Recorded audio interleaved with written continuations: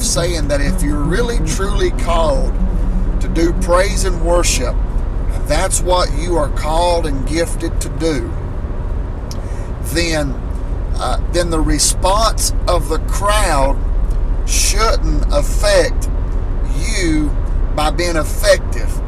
Because what we fail to realize, especially in most churches, is that the praise and worship team or worshipers that's there to lead worship, it's our job at that moment to create the atmosphere, as I like to say it. It's our response to create the atmosphere.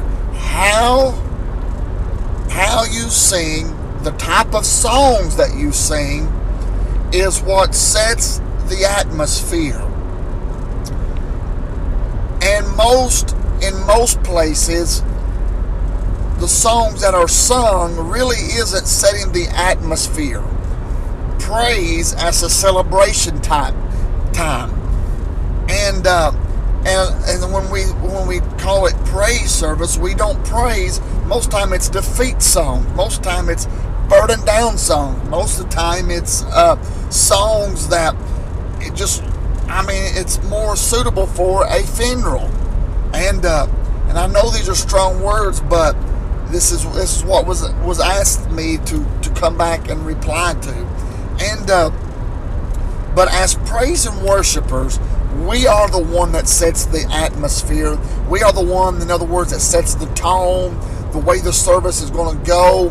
And our job as praise and worship leaders is to build the atmosphere, to get the people's minds off of where they've been all week, of all the stuff they've been through all that day, create an atmosphere that carries them into the presence of God. The people is not the ones carrying the worshipers, the praisers, the musicians, the singers into the presence.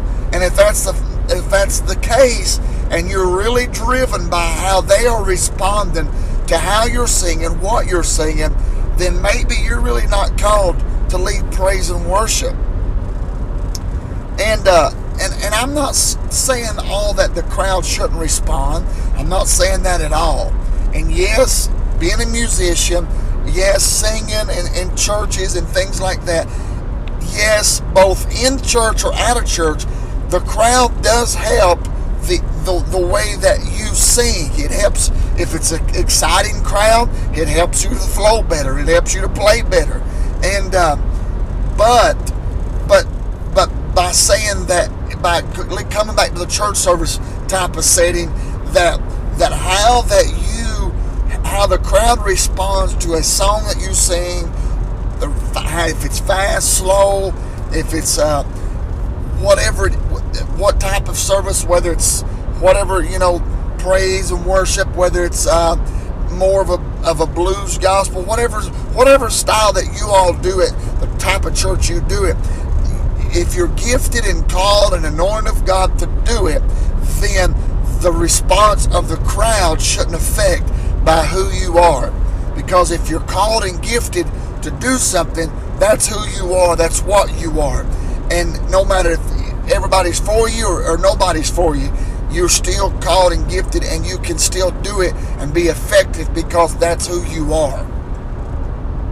Because we set the atmosphere for the presence of God. Just like as I minister at times, and I love ministering on this subject, it's just like a runway is for a jet.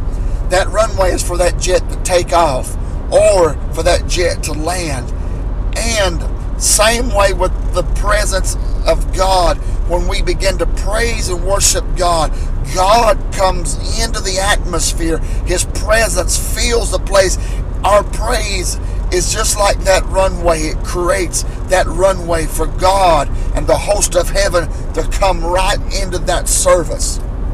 My God, I'm stirred up right here on I-66. Listen, don't be affected by the response of people, because people can fool you sometimes.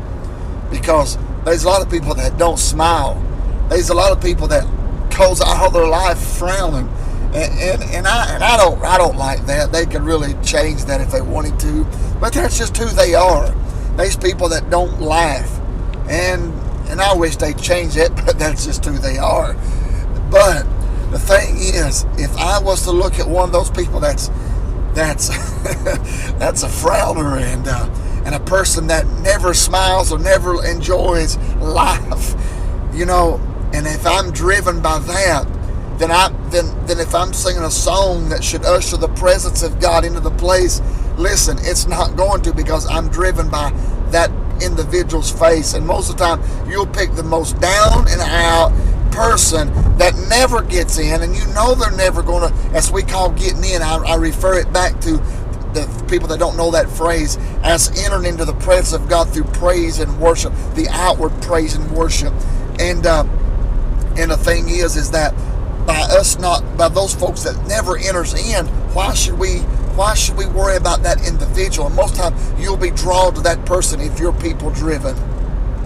Don't be people driven, be presence driven, because the presence is what we're after. Church people, the presence is what we're after. That's why we sing and do worship, is because we create the presence, the atmosphere for the presence of God to come and fill that tabernacle. Hey, this is Scott Kilborn. Hope this has helped you. Be yourself. Be real for God. And you and God have a relationship.